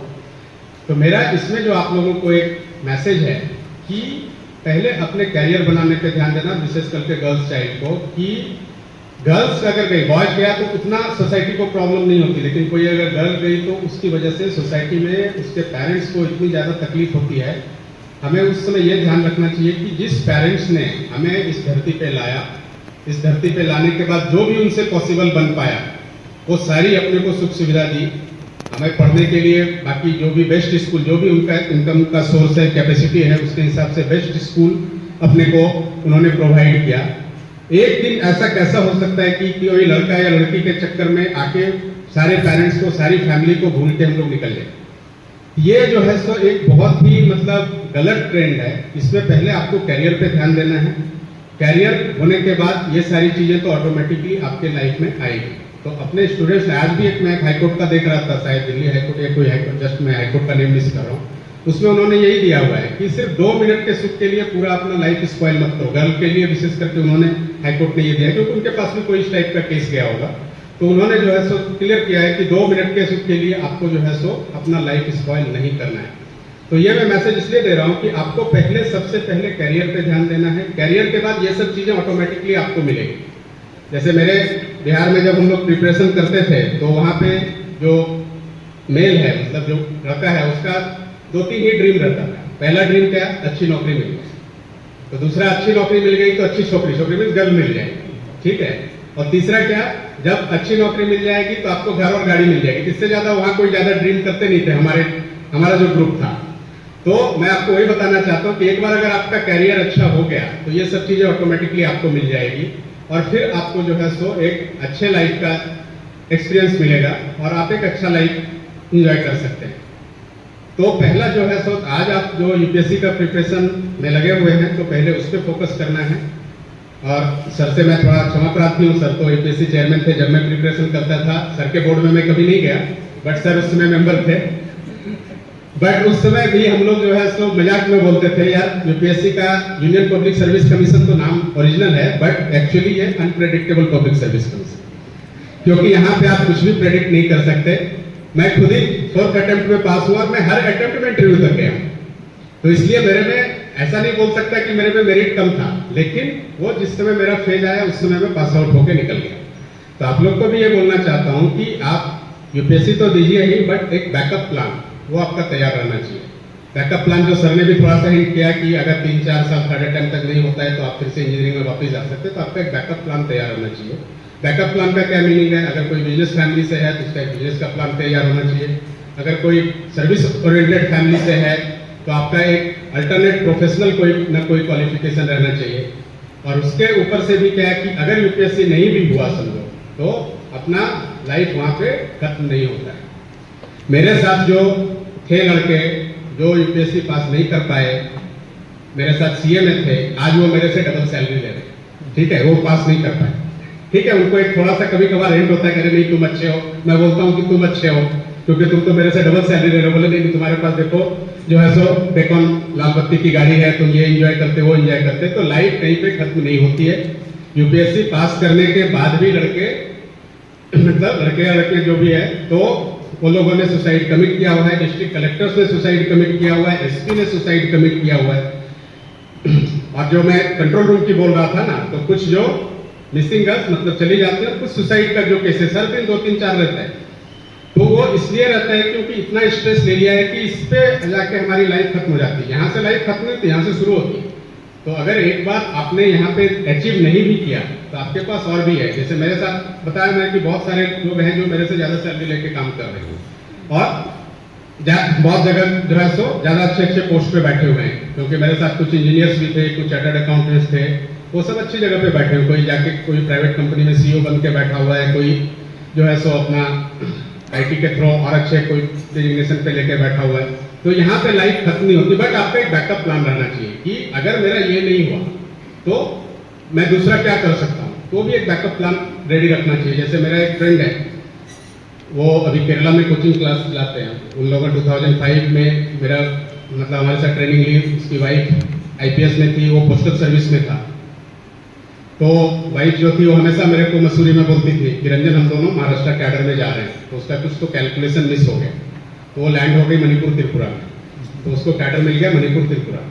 तो फिर उसने 1 साल तक ये किया, फिर उसने माइंड बना लिया कि रिजाइन किया।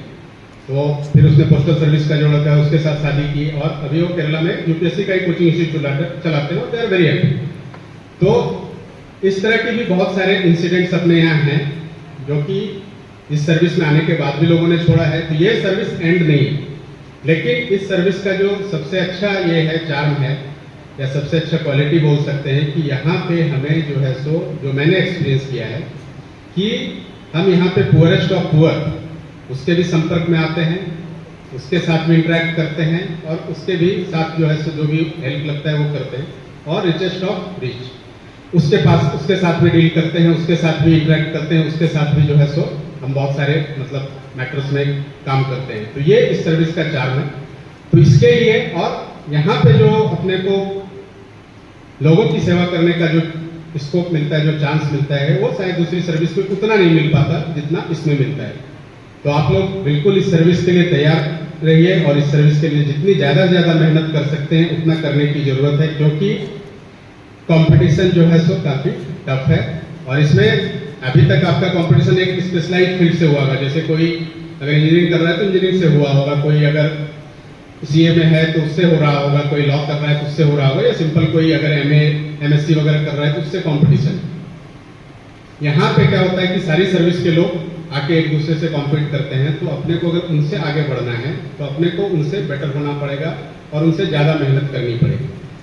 और मेहनत का इसमें कोई भी दूसरा अल्टरनेट नहीं है, क्योंकि वो अपने हाथ में है कि अगर हम 10 घंटे चाहें तो 10 घंटे भी पढ़ सकते हैं, अगर हम 12 घंटे चाहें तो 12 घंटे भी मेहनत कर सकते हैं, 14 घंटे चाहें तो 14 घंटे भी मेहनत कर सकते हैं। वो अपने हैंड में है। तो वो अपने को सबसे ज़्यादा करने का कोशिश करना चाहिए, जिससे कि हमें बाद में फेलियर का जो फ्रस्ट्रेशन होता है वो बहुत ज़्यादा। तो मैं बताया कि मेरे जो फ्रेंड्स हैं वो मेरे से डबल सैलरी ले रहे हैं, लेकिन आज भी जब मेरे को मिलते हैं तो उनको एक कहीं ना कहीं उनका जो है सो एक दुख निकलता है कि यार अगर थोड़ा सा और मेहनत किया होता तो शायद मैं भी सेलेक्ट हो गया होता। तो ये जो दुख है और फीलिंग है वो आपको फेस ना करना पड़े, इसलिए अभी से प्लान करके और प्रिपरेशन करके आगे बढ़ते रहना है।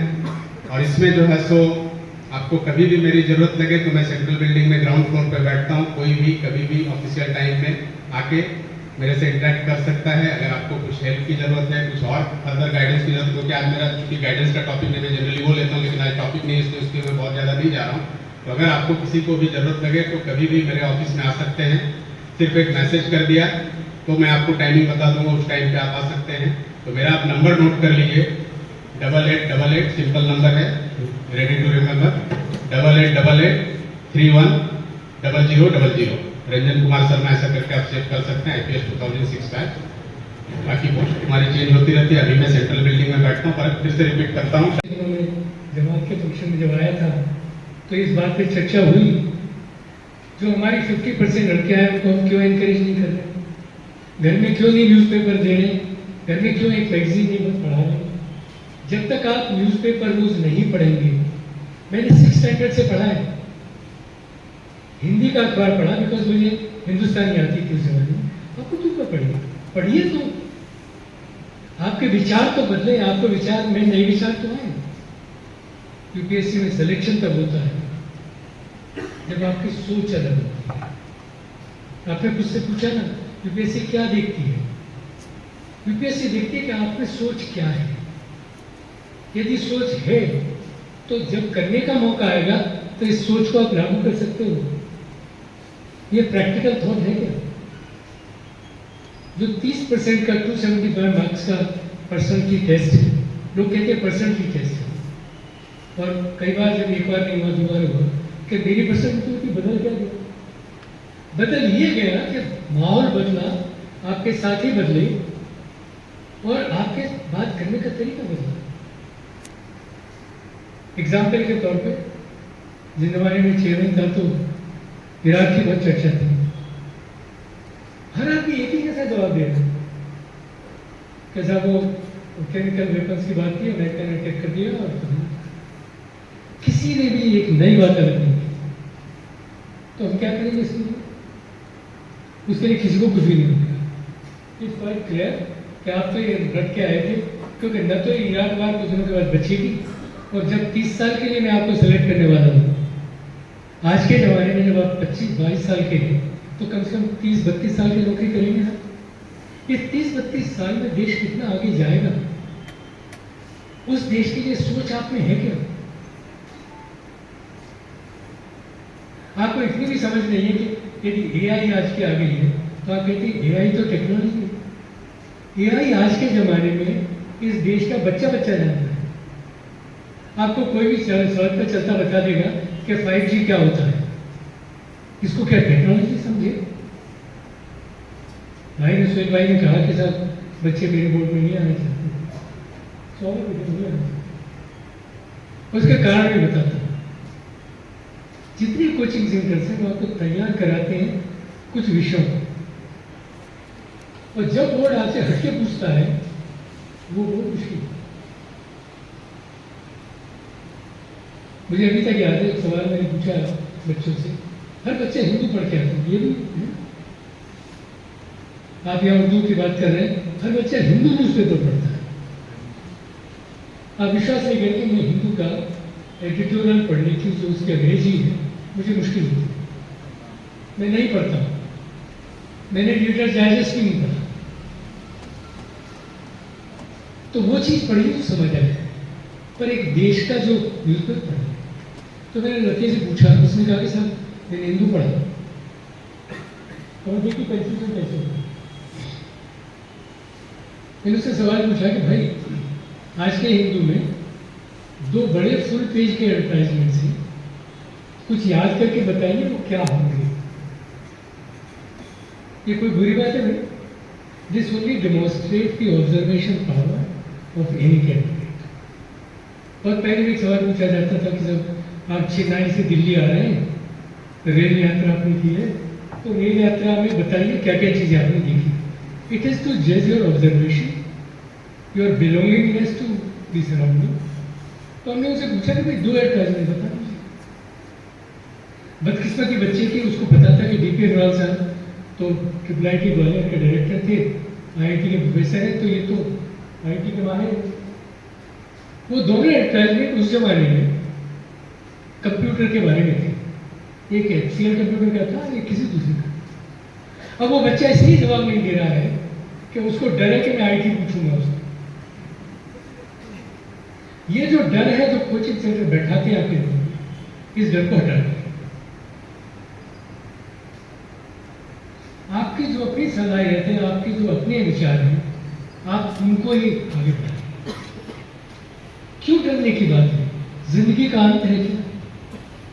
जो 5 लाख में से 950 में नहीं आए हैं, आपने देखा कितने लोगों ने सुसाइड किया? एक ने भी नहीं किया। जेई में करने के लिए 50 तैयार। परसों भी IIT खड़गपुर में एक बच्चे ने कर ही लिया। तो ये समझ लीजिए कि ये जिंदगी का अंत नहीं है। आप आए हैं जीवन में, अल्लाह आपको कुछ देगा, आप अच्छा करेंगे, आपकी अच्छी क्वालिटीज हैं। मैं यदि आप यहाँ हो सकता हूँ तो आप भी यहाँ हो सकते हैं। ये जितने भाई बैठे हैं मेरे जैसे ही हैं, सबने अच्छा किया, आप भी अच्छा करेंगे। पर तभी इन्होंने अच्छा किया है जब इन्होंने अपने आप को समझा, अपने आप को कमिट किया। और ये भी समझ लीजिए कि पहली बार में आने वालों की संख्या 10 से 12% की होगी। इसी तरह से छठे, सातवें, आठवें अटेम्प्ट में आने वालों की संख्या भी 6% है। तो ये सोचना कि 11 अटेम्प्ट मेरे पास है, या मैं OBC में हूँ और इतने अटेम्प्ट हैं, या मेरी 5 अटेम्प्ट है, इसका कोई मायने नहीं है। जितने बच्चों को आना है वो पहले 3 अटेम्प्ट में आ जाते हैं। इसकी स्टैटिस्टिक्स कीजिए, पहले में 12%, दूसरे में 30%, तीसरे में 25%, बच्चे कुछ बाकी कुछ। यदि आपको अचीव करना है तो पहले 3 अटेम्प्ट करें। मत सोचिए जब 27 साल हो जाए और आपकी उसके बाद भूल जाइए इस मैंने बहुत कोशिश की जब चेयरमैन था, जो एक चीज नहीं कर पाया वो यही थी कि मेरी एज को घटा के 27 कर दिया। अब क्या हो रहा है कि आप 32 साल के हुए, सिलेक्शन हुआ नहीं, कहाँ जाएंगे? यही वो सिविल सर्विस का ड्रीम है जिसने आपकी जिंदगी बर्बाद कर दी, क्योंकि करने के लिए कुछ बचा नहीं। उम्र 32 हो गई तो बड़ी मुश्किल से MA करके, किसी घटिया सी PhD करके किसी कॉलेज में लेक्चरर बन गए, यूनिवर्सिटी बर्बाद की, कॉलेज बर्बाद किया, अपनी जिंदगी बर्बाद की, फ्रस्ट्रेशन की जिंदगी गुजारती है। इनको समझाइए कि जब 3 अटेम्प्ट कर लें तो क्लियर हो जाना चाहिए कि मेरा रास्ता यही है। फिर भी कुछ एनर्जी आप में बच जाती है, उन 5 साल में एक नया रास्ता पकड़िए। आप इंजीनियर थे हैं तो फिर दोबारा चले जाएंगे। आपका अभी भी तो देश का जो डेवलपमेंट है सर्विस सेक्टर के माध्यम से बिना कमिट किए है, तो हर क्षेत्र में आपको करने को है। मैं बार बार ये कहता हूं, civil service can be a goal, पर जो मिलता है अच्छा उसको लीजिए, जो आपको सेटिस्फाई करता है। हमारे बहुत अजीज हैं, चेन्नई से हम सेक्रेटरी रिटायर हुए एडिशनल, वो मुझसे बार बार ये कहते हैं कि आप बच्चों के लिए क्यों नहीं कहते हो कि सरकारी नौकरी में जाए, जो भी सरकारी नौकरी मिलती है उसमें जाए। और मैं तो आपसे यही कहूंगा कि जितनी आपकी सलाहियत है, जितना आप अपनी मेहनत कर सकते हैं और जितना समय आपके पास है, हर समाज में, हर सोसाइटी में हर चीज की फ्रीडम नहीं है। जिस समाज से मैं आता हूं वहां भी लड़कियों की शादी 25, 26, 27 साल में करने का एक रिवाज है, इसमें कोई बुरी बात नहीं है। बट उस 25, 26 साल तक तो पूरा मौका दीजिए। और जिस तरह से लड़कियां अच्छा कर रही हैं, ये बात मुझे नहीं कहनी चाहिए, बट क्योंकि लड़कियां बैठी हैं, UPSC is very favourable to girls. इसको बायस न समझिए, ये बायस नहीं है, बट वो अच्छा करती है तो खुशी होती है, और शायद इस बहाने उनको 1 या 2 नंबर ज्यादा मिल जाए। आगे आइए, यूनिवर्सिटी एग्जाम से अलग है। ऐसा नहीं कि यूनिवर्सिटी का सिलेबस नहीं होता। आपने सिलेबस की बात की, क्या यूनिवर्सिटी का सिलेबस नहीं होता? होता है, उसमें भी सवाल पूछे जाते हैं। फर्क इसमें यह होता है कि उसमें 100% पर 10 बच्चे हो सकते हैं। इस एग्जाम में खास बात यह है कि यदि 1 नंबर पे भी 100 बच्चे हैं तो उनको 1 से 100 लगाना ही पड़ेगा। मुझे मेरिट बनानी ही पड़ेगी। तो UPSC एग्जाम पास नहीं करना है। जहां भाई सोहेल ने पास की बात की, तो उसकी मेरिट में आना है। अब समझ रहे ना? यही फर्क है यूनिवर्सिटी में और इस एग्जाम में। ये एग्जाम सिलेक्शन का है, इस देश की सर्वोच्च सेवा का है, इसकी मेरिट में आपको आना है। मेरिट में जहां आप होगे उसके हिसाब से आप स्थान में होंगे। मुझे कोई दो राय नहीं है कि आप अच्छा करोगे, डरने की बिल्कुल जरूरत नहीं है। कोई भी आपको कुछ कहता है उससे घबराना नहीं। आपने बड़ी अच्छी बात कही कि जब आप अपना इलेक्टिव चूज करें तो अच्छी तरह सोच समझ लें, किसी के कहने से न करें। बिफोर आई क्लोज इतना और बता देता हूँ, पिछले साल 7,000 बच्चों ने हिस्ट्री लिया है, इंफॉर्मेशन बात करें। उनमें से 70% इंजीनियरिंग के लड़के थे, उन्होंने MSc हिस्ट्री वालों से बेहतर किया। I leave this thought to you. Thank you.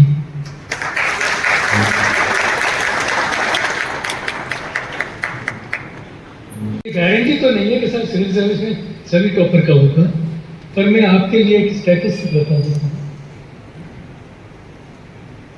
Selection हो सकता है, बट ऐसे बच्चों का जो पढ़ाई में अच्छे नहीं है उनका सिलेक्शन बहुत कम होता है। ये बहुत अजीब सी एक सिचुएशन है। हम ये कहते हैं कि हर ग्रेजुएट अपीयर कर सकता है, चाहे 50% मार्क्स का हो, बट सच ये है कि जो बच्चे पढ़ने में होशियार है वही ज्यादा सक्सेस होती है। ये आज के जमाने में देखा गया है। इसके दूसरा कारण ये है कि अब पहला एक प्रोफेशनल एग्जाम देते हैं बच्चे। माँ बाप ने क्या शुरू किया है, जब आप 10th में साइंस लेते हैं, भाई ने रेफरेंस की बात की, एक संख्या इन्होंने और नहीं बताई कि हिंदुस्तान में साइंस के कितने बच्चे हैं जो 10th में हैं। जो होशियार बच्चे हैं उनकी संख्या 60% है। उन 60% के माता पिता चाहते हैं कि वो साइंस में ही आगे जाए, इंजीनियर बन जाए, डॉक्टर बन जाए या कोई प्रोफेशनल कोर्स। आज का कोई भी पेरेंट ये नहीं चाहता है कि अपने बच्चे को उर्दू पढ़ाने लिए भी हिंदी कराए, संस्कृत कराए और कुछ कराए तो हिस्ट्री कराए। ये संख्या बहुत कम है।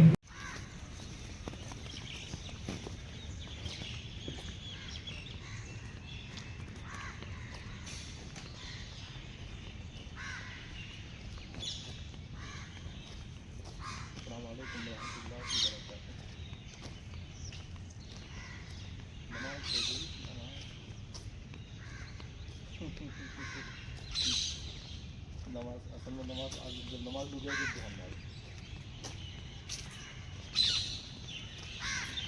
नमाज पढ़ते ही याद है मैंने आज मैंने उठाया मैं ऐसा बात है। वैसे मैं 3 माह तक पढ़ा मैंने याद दिया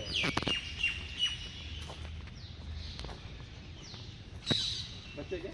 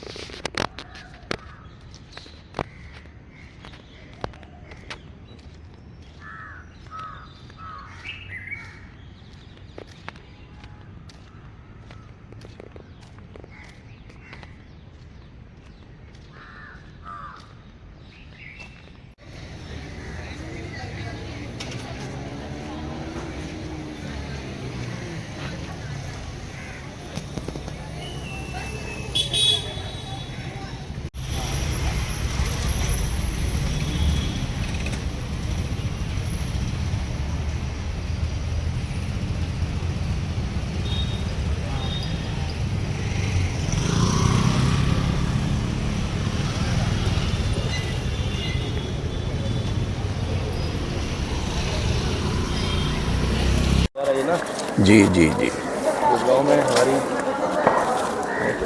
बरादर निस्बती हैं, उन्होंने शादी की है गुड़गांव में अच्छा असद भाई के पास। अच्छा अच्छा अच्छा।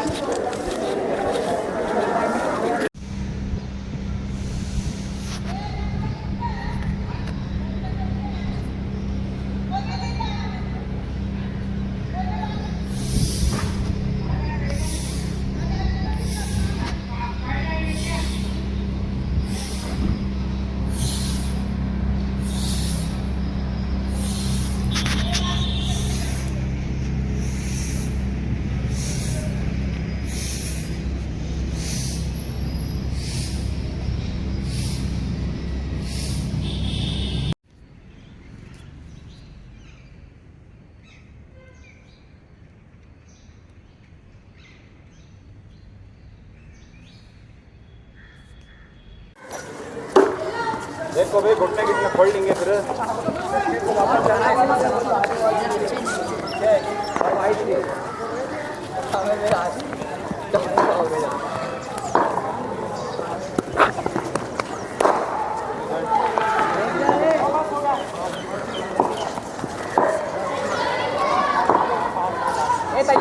खातिर बोल लपड़े खत्म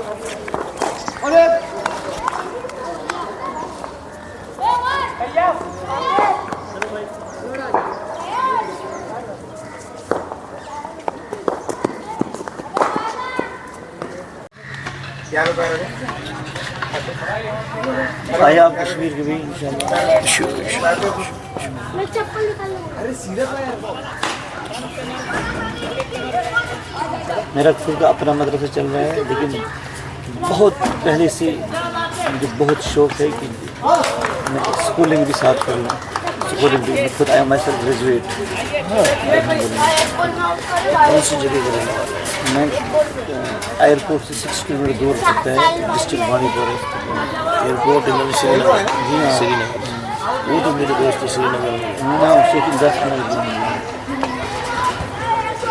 तो वो बहुत फार फ्रॉम एरिया है जहाँ मैं रहता हूँ। जिस जगह में काम करता हूँ, काम करने के मैदान स्कूल की बहुत मेरी तमन्ना है कि मैं स्कूल में वहाँ स्टार्ट करूँ, लेकिन अभी नहीं हो पा रहा है। देखते हैं क्या जब हम बात कर रहे थे इसको बंद करिए।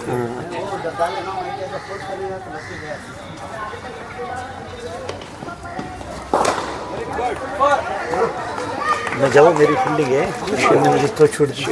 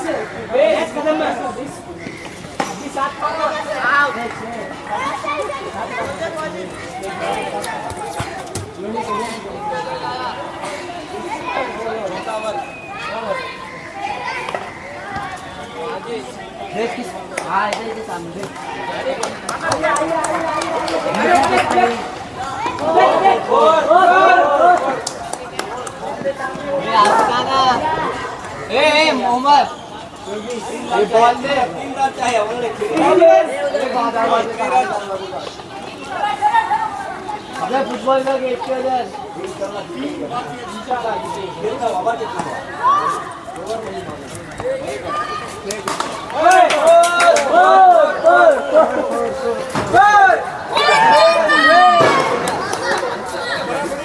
बराबर बराबर होगा जी